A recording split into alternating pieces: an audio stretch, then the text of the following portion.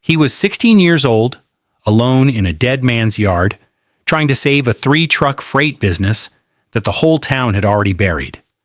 What happened next would cost him everything he had and build something nobody in that town would ever forget. The Freight Association meeting at Dillard's Hall ran long, the way it always did when men with money got comfortable and nobody challenged them. 12 round tables, folding chairs, scraping linoleum, the smell of burned coffee and cigarette smoke baked into the walls over 30 years of monthly grudge sessions. Chester Mays, president of the Regional Association, owner of the largest private fleet in 3 counties, was wrapping up the agenda when somebody from the back mentioned Elias Transport. Chester set down his coffee cup and smiled the way he smiled when something wasn't actually funny. "Elias," he said, letting the name settle into the room. "God rest Elias Sr. Good man. Worked hard." He paused just long enough to let everyone know what was coming. Now his boy's got the yard, 16 years old, running 3 trucks like he's running a lemonade stand. He shook his head, still smiling. "You gentlemen know that kid showed up to the weigh station last week and asked Darrell Hutchins why the logbooks looked the way they did. Asked him about fuel variance ratios." He waited a beat. Darrell said he looked like he was doing a science project. The room laughed, easy and deep, the laughter of men who had already decided something and were simply confirming it together. 3 miles away, Julian Elias did not know they were laughing. He was crouched behind the rear axle of Truck 2, his father's second oldest rig, the one his father had called Mule because it complained about everything and quit on nothing. The yard was cold. The light was the particular gray of early November mornings, the kind that made everything look a little dead. Julian had been here since 5:45, which was when he'd started coming since the stroke, before school used to be. Now instead of. He was not looking at anything in particular yet. That was how he had started to understand his father worked. First you just looked. You didn't try to see anything. You let the thing tell you what it was. He ran his hand along the trailer coupling. His father's hands had moved like this, slow, deliberate, in the way you'd press your palm to a sick person's forehead, feeling for temperature, feeling for wrongness. Julian's hands were not his father's hands yet, but he was learning the motion. He pulled the notebook from his jacket pocket. It was a composition notebook, black and white, the kind you bought in packs of 4 for $2 at the drugstore. He had 12 of them now. This one was the third, and the cover was already soft from handling, the corners bent, a dark thumb smudge on the bottom right where he always held it. He opened it to the current page and uncapped his pen. November 4th, Truck 2. Rear coupling, slight lateral give. Maybe 2 millimeters.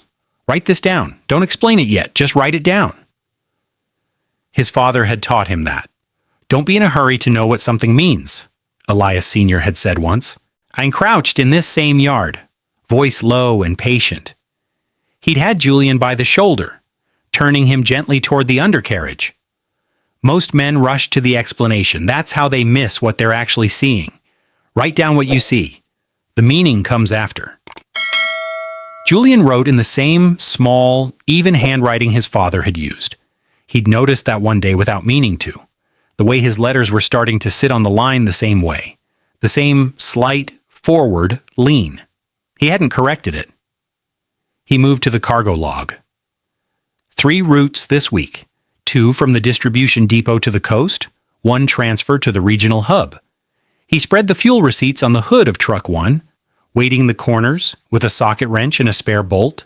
Then he opened the road atlas to the coast section and laid it flat beside them. And the math was not complicated. What was complicated was that nobody seemed to do it.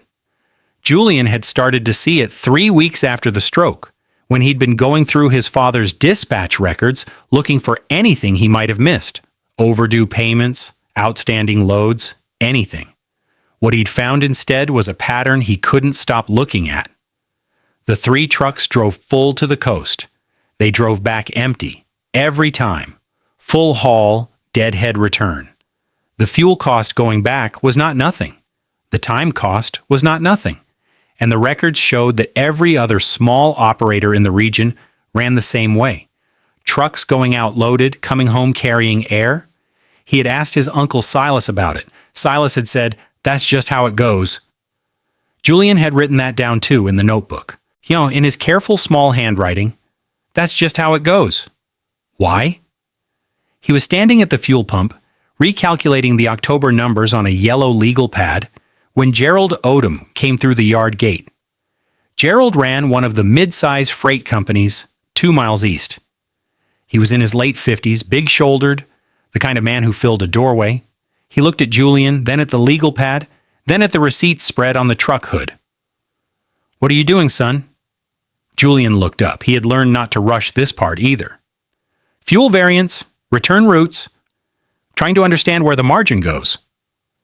Gerald Odom looked at him for a long moment, the way adults sometimes looked at Julian lately, like they were searching for the thing that was wrong with him, the thing that explained the behavior. "Your daddy kept those numbers in his head, and he knew his routes." "I know," Julian said. "I'm trying to understand what he knew." Gerald Odom looked at the legal pad, then at the notebook sticking out of Julian's jacket pocket. His expression settled into something that wasn't quite pity and wasn't quite irritation. "You're spending a lot of time on things that don't move the work forward," he said. "Loads move the work forward. The paperwork is just paperwork." Julian nodded. He did not say that the paperwork was where the truth was. He had learned that saying things like that made the conversation go sideways into something he didn't have time for. "Yes, sir," he said. Gerald Odom left. Julian picked up his pen and kept writing. The real thing happened on a Thursday afternoon, 2 weeks later. Julian was in the office, his father's office, which still smelled like his father. Motor oil, cheap coffee, the cedar of the coat hanging behind the door. He was on the phone with a dock manager at the coastal depot, asking about load availability for return trips. Writing, listening, the kind of quiet, patient phone call that took 40 minutes to produce maybe 6 useful facts. He didn't hear Manny Briscoe and Cal Dietrich come through the yard gate. He didn't know they were in the building until their voices were already in the hall, deep, unhurried, completely comfortable. His uncle Silas was with them. Julian stayed at the desk. He didn't move. He set the phone down slowly. "Boy's working himself raw over those books," Manny Briscoe was saying. "I'll give him that. He's up before dawn. I'll drive past and the lights are on. But working hard's not the same as working right. Ah, Silas." "He knows that yard," Silas said. Julian could hear the careful in his uncle's voice. The way Silas measured words when he was trying not to give anything away. "He knows it like a child knows it," Cal Dietrich said. "Not cruel, just flat. Informational, the way you'd explain weather." "That's the thing, Silas, he's a smart kid."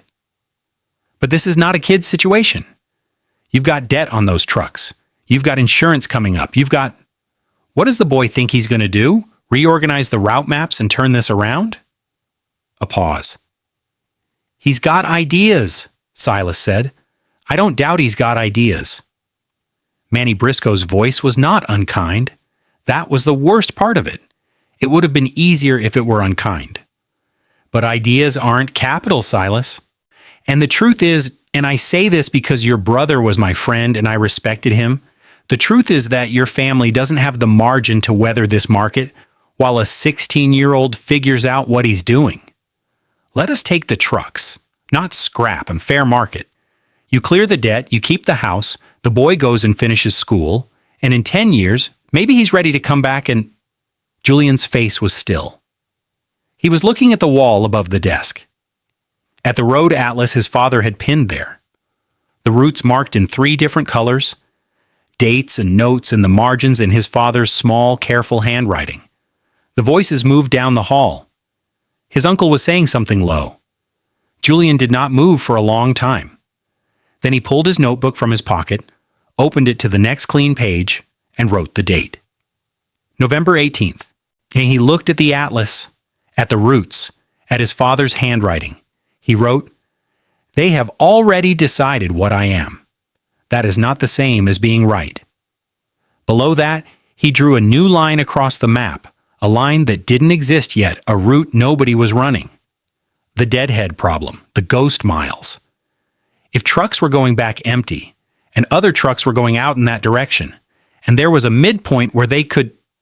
He wrote faster now. The yard was quiet. The town was still making its calculations about him. The men in the hall were still wrapping up their offer to his uncle, their voices certain and comfortable. Julian was not listening anymore. He was looking at the map. He was writing it down. He was doing the only thing the community couldn't laugh away if he got it right, if he kept looking, if he refused to stop just because they had already stopped for him.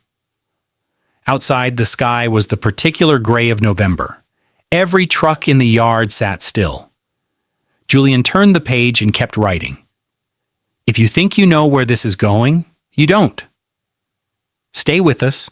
If you've made it this far, you already know this story is not going where you think it is. Julian's about to make a discovery that changes everything, not just for him, but for every independent driver in that region. Hit subscribe so you don't miss it when the truth comes out.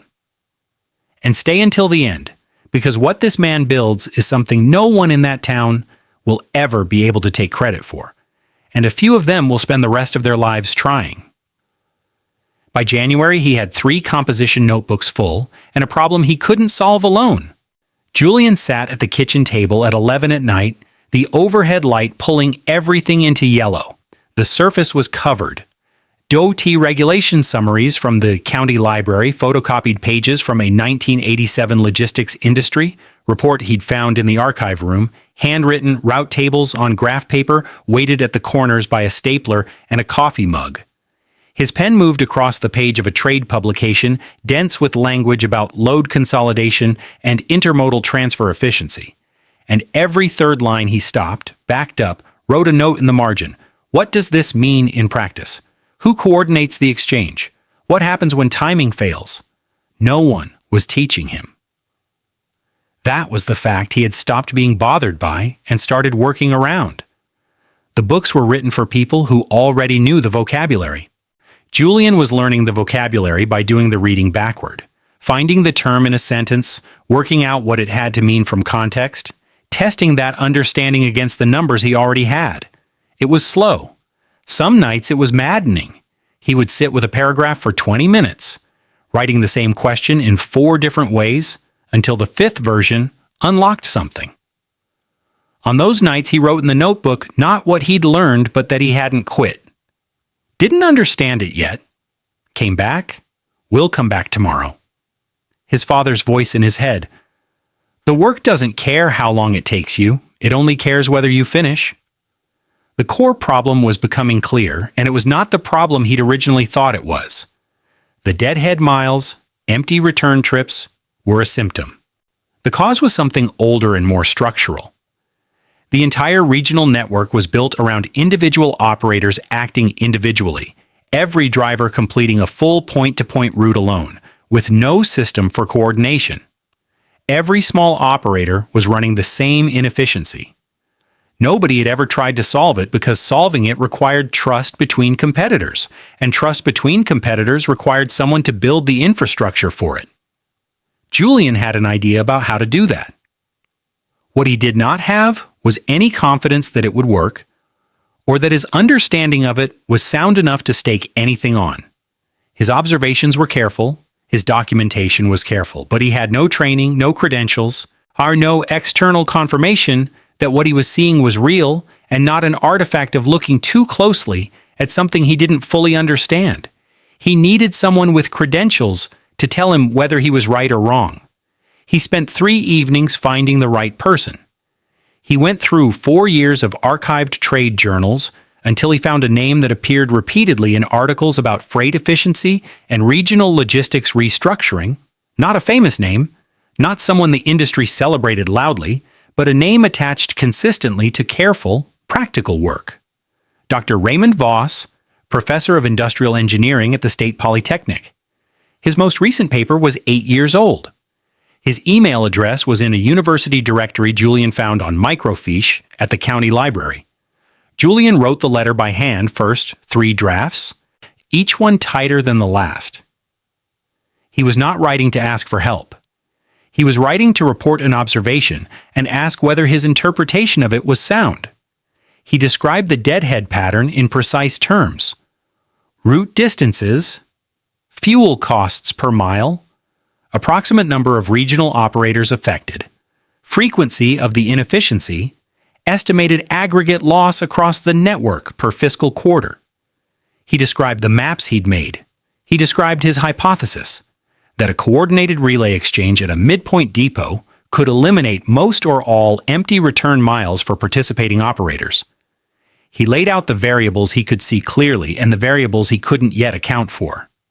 He was honest about the limits of what he knew. At the bottom he wrote his name, and below it, after a long pause, he wrote, "Son of Elias Merritt, Elias Transport, Mir established 1987. He was not sure why he added that, except that his father had known things about this road that Julian was still learning, and writing his father's name felt like something between a credential and a prayer. He typed the letter at the library, printed it, mailed it on a Tuesday. He told himself not to expect a response. For 3 weeks he checked the mailbox every day anyway. The envelope came on a Thursday, hand-addressed, a university return label in the upper left. Julian stood at the mailbox and held it for a moment before he opened it. The letter was 2 pages, dense and careful. Dr. Raymond Voss wrote the way Julian's father had talked. No waste, every word doing a job. He confirmed that what Julian had described was real, not a misreading. He used the term deadhead inefficiency and explained that it was a known problem in regional freight networks, that it had been studied in the literature, and that in most markets it persisted because the coordination cost exceeded the perceived benefit for any single operator acting alone. He wrote, "Your instinct that the solution requires infrastructure rather than individual behavior change is correct.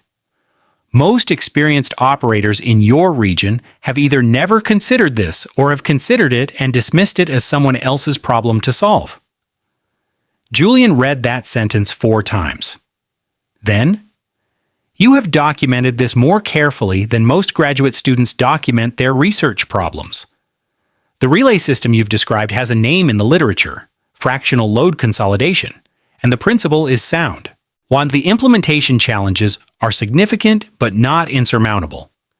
At the bottom of the second page he had written a phone number and a time. "Call Thursday evenings, 7 to 9 p.m. Julian called from his father's office, the door closed, the notebook open on the desk in front of him. His hand was steady, which surprised him. The professor picked up on the second ring. "Voss? Dr. Voss, this is Julian Merritt.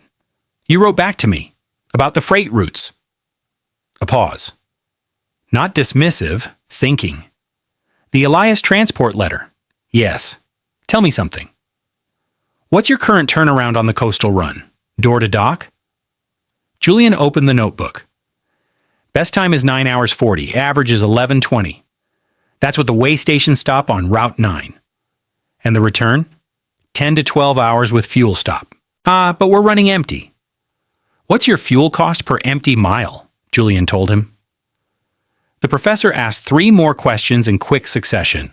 Load weights, depot hours, driver rest minimums under current DOT rules, and Julian answered each one from the notebook, page numbers in his head now, the data organized by route and date. When he finished answering the 3rd question, the professor said, "Good. You're not estimating. That matters." They talked for an hour and 40 minutes. Julian wrote everything down. The professor explained the relay model in detail, 2 drivers, 2 different routes, meeting at a midpoint transfer depot with trailers swapped, each driver completing a shorter round trip and returning loaded. The mathematics of it were straightforward. The operational requirements were specific. Julian asked about timing coordination. The professor explained the buffer system, scheduled transfer windows, wide enough to absorb normal delay variance. Julian asked about the depot itself, whether it required a formal facility. The professor said no, that in the original implementation studies, an agreed-upon truck stop with adequate parking had sufficed. Julian asked, "What happens when the weather closes the coast road?"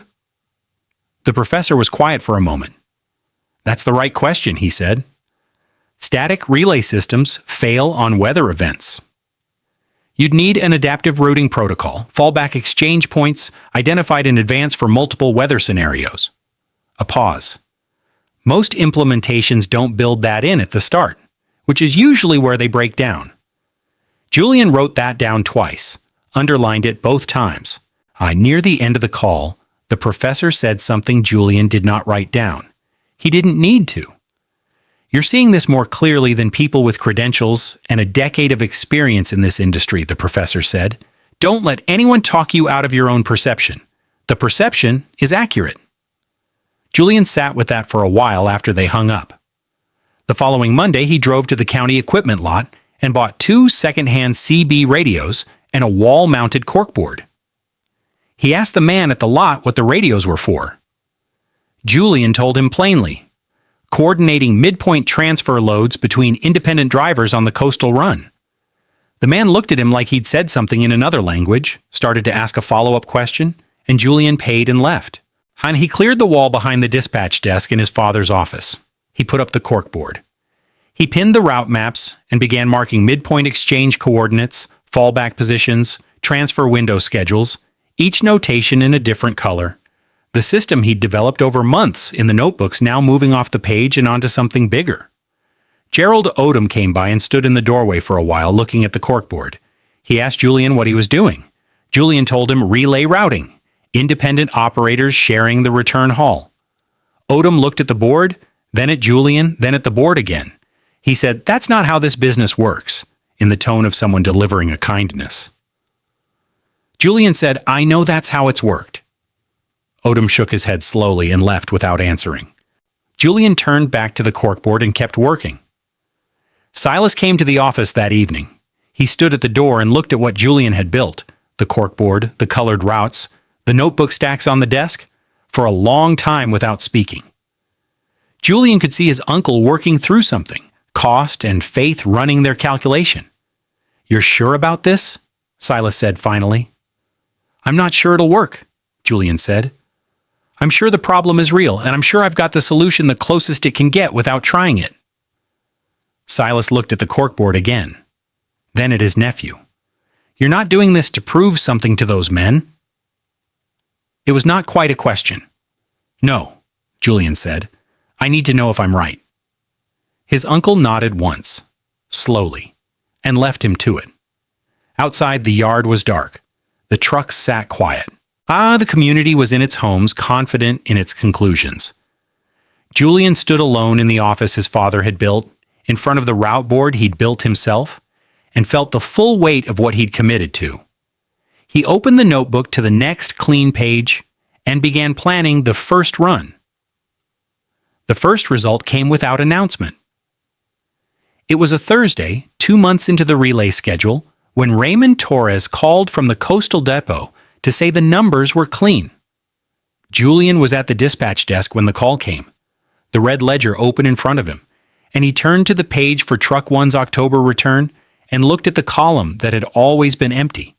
It was not empty now, it had a number in it. He sat with that for a while. Then he closed the ledger and went outside. The yard was quiet in the early morning light, and Julian walked to the back fence and looked at the 2 trucks, his father's trucks, Mule, and the newer one they'd started calling Steady, and felt something he did not have a word for. Not triumph. Something quieter than triumph. Something that had more to do with his father than with himself. He went back inside and wrote in the notebook, "One good result proves nothing. Document it and keep going." 3 months later, the second good result came, then a third. By early spring, 2 of the 3 independent drivers Julian had brought into the relay system had covered their fuel costs for the quarter and run positive for the first time in 2 years.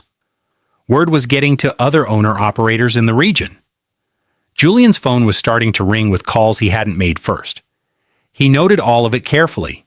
He also noted, each time, that the system had not been tested yet, not truly tested. The weather had been cooperative. The port schedules had been stable. The roads had been open. These were the conditions under which any reasonable plan would show good numbers. The real test was something else. What happened when conditions were not reasonable? He did not have to wait long. He felt it before he understood it. It was a Monday in November, the second one, and Julian had driven out to Route 9 for a check-in with one of the relay drivers when something in the air felt wrong. Not the weather. The weather was fine. Something else. A quality of stillness where there shouldn't have been stillness. He'd learned to pay attention to that kind of signal from his father, who had called it the road talking to you about something it hadn't gotten to yet. He stopped at the midpoint depot. He walked the lot, he got back in the truck, and drove the full return stretch and stood at the coastal depot, watching the load process. Everything looked fine. He made himself slow down. He pulled out the notebook and went through his checklist from the beginning, the sequence he'd developed for evaluating relay health. He was 3 items in when he found it. The timing buffers on 2 of the exchange windows had compressed, not by much. 23 minutes on window A, 31 on window B. But the exchange windows existed specifically to absorb variance, and variance in November on this route ran higher than at any other time of year. If a coastal storm brought the kind of rain this corridor saw in bad years, 23 minutes of buffer would not be enough, and the drivers would be stranded at the exchange points without trailer swaps. They'd be sitting in their cabs on time they weren't getting paid for, burning fuel, calling Julian with questions he'd have no good answers to. He did the calculation twice, wrote it out long, stared at it. Then he wrote in the notebook, in handwriting that was steadier than he felt. The system works in stable conditions. It was never designed for instability. I designed it the way Dr. Voss designed it, for variance, within normal range. The problem is that I never defined what normal range meant for this specific route in November. I assumed normal. I should have tested the edge. He was 20 miles from home when the first rain started. It came in hard and fast, the way coastal weather moved on that corridor, 48 hours of it, sustained and relentless, on the kind of event that appeared in local memory as a reference point. Before the November storms of that year, after the November storms. By the second day, 2 drivers were stranded at the Route 9 exchange. One had made the swap correctly. The second had arrived 38 minutes late due to a flood closure on the secondary approach, and by the time he reached the depot, his counterpart was already out of legal driving hours under DOT rules and couldn't wait. The trailer sat in the lot uncoupled. The driver sat in his cab. Julian was on the radio at 2 in the morning trying to reach a third-party carrier willing to complete the load on emergency dispatch rates. By the time the storm cleared, the damage was quantifiable, not catastrophic, survivable, as his father might have said, but real. 2 loads delayed 48 hours, so 2 drivers logged dead time. 1 partial load rerouted at premium cost. Julian spent 3 days auditing every affected run, writing everything down in long columns, not sparing himself anything. What he'd built worked, and what he'd built had a flaw he'd looked directly at and not seen. He'd solved the ghost miles. He hadn't solved what happened when the road itself refused to cooperate. He wrote, without softening it, I was half right. Half right out here is the same as wrong. Silas found him in the office late that Thursday. The notebooks were spread across the desk, open to the relevant pages, a pencil in Julian's hand, and calculations on graph paper he'd already filled twice over. Silas sat down across from him and looked at everything on the desk, and then at his nephew's face. He wouldn't have wanted you to break yourself over this, Silas said.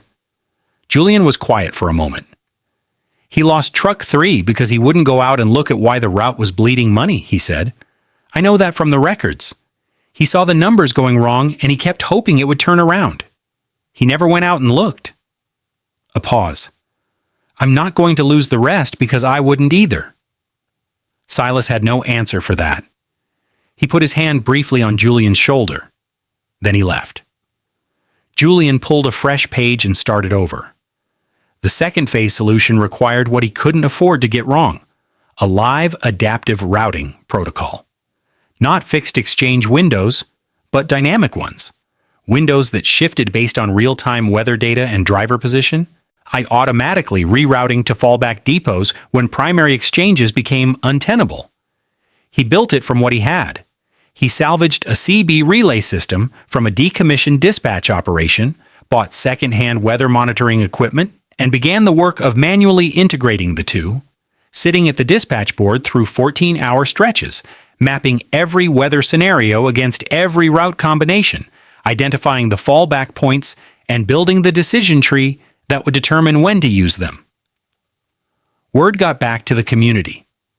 The story that circulated was that Julian Merritt had tried some kind of complicated scheme. It had blown up in the November storms, and now he was doing something even stranger to fix it.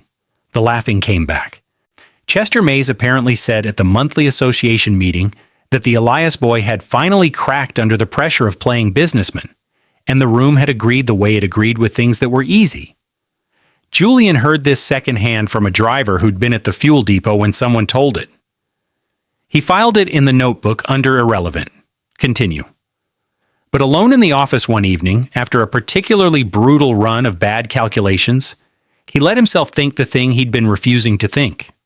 Maybe they're right. Maybe someone in this position has no business betting everything on a letter and a hunch from a professor nobody here has ever heard of. He sat with that for a long time. Then he thought about the pattern, the ghost miles, the documentation that had been consistent since the third composition notebook, and he hadn't imagined it. The inefficiency was real. The relay solution was sound. What had failed was one specific assumption about weather variance, and he had now identified that assumption and was correcting it. He got up the next morning and went back to the board. He went back because there was nothing else to do but go back. The thing connected most closely to his father did not survive. Julian had known since January what was coming. He had watched it slow. Truck 3, the oldest rig, the one his father had bought the year Julian was born, and driven himself for the first 4 years before adding drivers. The November strain had been too much. The relay overload had run the engine past what the mechanics could hold together for a price Julian could pay. And by February, the estimates were climbing past what made sense to spend on something that age. He had spent 3 weeks doing the thing he shouldn't have done, which was hoping it would hold. He had driven out one Saturday morning in February and stood next to Truck 3 for a long time before he did anything, his hand on the door. The paint his father had put on it, a dark blue that had faded to something gentler, the name Elias in block letters above the cab. The letters his father had stenciled himself on a Sunday afternoon while Julian, 9 years old, sat on the running board and watched. He stood there until he was sure. Then he made the call. The mechanic he'd used for years came out. He was a quiet man named Birch who had known Julian's father, and he understood from the way Julian was standing that this was not a conversation and not a consultation. He waited a respectful distance while Julian walked the truck one last time. He did not offer anything. When Julian came back and nodded, Birch simply got to work. Julian went home that night and took the photograph from the inside cover of his first composition notebook, a Polaroid of his father standing on the running board of Truck 3, smiling, arms crossed, the yard behind him in summer light. He held it for a while. He almost set it on the stack of things to sort through later. Then he stopped himself and put it back inside the cover, in the same spot, held by the same piece of tape. He kept it there for the rest of his life. Not as a memorial, as a reminder. You were half right. Being half right is its own kind of wrong. See further than you think you need to see. The rest of what he had built held. The adaptive routing protocol worked. Through a February that brought 2 more significant weather events, the relay network absorbed both without a single stranded driver, without a missed delivery window, without a load rerouted at emergency cost. The dynamic exchange points did what the static ones hadn't. They bent when the road bent, recovered when the road recovered, and the drivers on Julian's network began to understand that the system was not a fixed thing but a living one, designed to fail and correct rather than to assume success. By April, the numbers were different from anything Julian had documented before. The network was running at a margin his father had never achieved, even in the operation's best years. Two of the original relay drivers had expanded their own fleets. 3 new owner-operators had applied to join the network. The Elias Transport name, which the town had been quietly writing off for 2 years, was showing up in the regional trade publication under a headline about unusual efficiency, gains among independent operators in the corridor. They didn't name Elias Transport. They described it only by scale and location. Every local driver knew what it meant. The moment Julian had been working toward without knowing it arrived on a Tuesday afternoon in late summer. Chester Mays drove into the yard in his own truck, which was a statement of some kind. Chester had people who drove for him. Chester didn't drive. He parked and came across the yard and stood outside the office door, waiting. Julian saw him through the window. He finished the column he was writing before he went to the door. Chester Mays was 61 now, the kind of man who had been large all his life and was beginning to soften at the edges. He stood in the yard with his hat in his hands, which was something Julian had never seen. "I've been losing drivers to your network," Chester said, not as an accusation, as an accounting. "I know," Julian said. A pause. Chester looked at the yard, at the trucks, at the corkboard visible through the window. How does the transfer timing work when you've got weather variants on both ends of the route simultaneously? Julian came outside. He stood with Chester Mays and told him, plainly and in detail, the way the professor had once told him. The adaptive windows, the fallback depot system, the decision tree for dual end weather events. He explained the weight of the buffer periods and why static buffers failed and dynamic ones held. He explained it as if explaining to someone who was capable of understanding it. Because Chester Mays was capable of understanding it, he'd run a fleet for 30 years. The comprehension had always been there. What had been missing was the information. Chester listened. He pulled out a notepad, not a yellow legal pad, but a black composition notebook, the exact kind Julian used, which made something tighten briefly in Julian's chest, and wrote things down. Careful notes. The notes of someone who intended to actually use what they were being told. He asked 2 follow-up questions, both of them good. Julian answered them. When he was finished, Chester Mays put the cap back on his pen and looked at the notebook, then at Julian. "Your father would have been proud," he said. Then he put his hat back on and walked to his truck. Julian watched him go. He had not needed an apology. He had needed the results to come in clean and strong, and they had, all the way to the end. That was the moment the laughing stopped. Nobody stood up and said they'd been wrong. They didn't have to. The proof was in the numbers, in the routes, in the drivers on the network, who had never driven an unpaid mile, and who would not drive one as long as Julian ran the system. You only have to see something like that so many times before you stop laughing and start reconsidering what you've been doing wrong.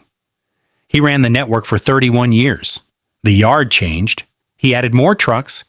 He built a real dispatch center where the old office had been, though he kept the desk his father had used. Refinished, but the same piece of wood. The composition notebooks accumulated on a shelf he'd put up specifically for them, 47 of them by the time he stopped counting. The color-coded route maps on the corkboard were replaced by software he'd helped design, but the paper maps were still there underneath, tacked to the original board. Drivers on his network stayed. The kind of loyalty that requires no speeches, just good numbers, month after month, year after year. The people who had once been loudest about his inevitable failure came, in ones and twos, over the years that followed. They came humbly, the way people come when they need something they used to mock. They asked how it worked, whether they could adopt the relay model, what they'd need to build to get similar results. Julian told each of them the same thing. It wasn't the relay model specifically, it wasn't the adaptive windows, it wasn't any particular technical solution. It was being willing to look honestly at what was going wrong before you decided what to do about it. The method was just what happened after you stopped guessing. Silas grew old. In the last years, when his health kept him close to home, he would sometimes take visitors out to the office and show them the shelf of notebooks. He'd pull one down and open it at random, a page of calculations from 2001, a weather routing diagram from 2008, a correction written under a failed approach with the date, and 2 lines of explanation. He'd hold it out and say, "People think these are valuable because Julian got things right. That's not it. Julian got things wrong in here constantly." What made the difference was that every wrong decision has a correction written under it, not a rationalization, a correction. That's the only thing that teaches you to keep something alive and working. The photograph lived in the first notebook until the notebook's binding finally gave. Then it lived in a small frame on the shelf beside it. "That's the truck that cost him the most," Silas would say. Losing it taught him the thing he needed to know most. He kept the picture because it was the failure that mattered, not the successes. The community changed in the way communities change when they can't argue with the evidence anymore, but can't quite admit to having been wrong either. They adopted the methods. Not all at once and not with Julian's name attached. But the relay coordination, the adaptive routing, the documentation discipline, these things spread through the regional network the way water finds its way through rock. Without announcement, without ceremony, without anyone giving credit. The practices became standard. The reasoning behind them became invisible, absorbed into the way things were done, until it seemed like they'd always been done that way. That was the vindication. Not a ceremony, not an apology. Just a community that had spent one season laughing at someone they'd written off and spent the following decades doing exactly what that person had always done, without ever quite saying the name out loud. Julian did not need them to. He had the notebooks. He had the numbers. He had 31 years of roots that had never run a ghost mile. He had been willing to look honestly at the problem. Even when the answer made him look foolish, even when everyone had already decided that someone like him, too young, too black, too inexperienced, operating from a yard they'd already been advising him to sell, couldn't possibly be the one who was right. The real victory was never proving them wrong. The real victory was proving himself right over and over, cycle after cycle, until the evidence accumulated past the point where anyone could look at it and maintain a straight face. Somewhere in this world, right now, there is probably someone everyone has already written off. Too young, too quiet, too far outside the room where decisions get made, too easy to dismiss before the evidence is in. They are working, they are documenting, they are going back to the notebook every morning and refusing to stop just because the room has already made up its mind. That's usually the exact person who's seeing the thing everyone else is too proud to look at. Every composition notebook Julian Elias Merritt ever kept is still on that shelf. The corrections are still there, written under every wrong answer, in the same small, careful handwriting he learned watching his father work.